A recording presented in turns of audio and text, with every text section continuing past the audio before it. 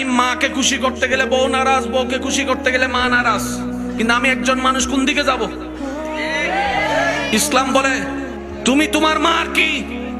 সন্তান। তুমি তোমার বউয়ের কি? স্বামী। শব্দগুলা খেয়াল করবেন।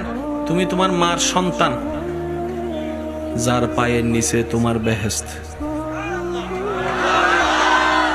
তুমি তোমার মায়ের পায়ের নিচে। তুমি তোমার বউয়ের কি? স্বামী। স্বামী মানে অভিভাবক। অভিভাবক কি নিচে না উপরে? মায়ের পায়ের নিচে তুমি, আর বউ তোমাকে মাথার উপর রেখেছে, কারণ তুমি বউয়ের অভিভাবক। তো উপরওয়ালা তো নিচের ওয়ালার মতো হয় না, নিচের ওয়ালা তো উপরওয়ালার মতো হয় না। এবার সে বলে আমি করব কি? বলে যে শুনো, তুমি মাকে মাথায় রাখো, বউকে বুকে রাখো।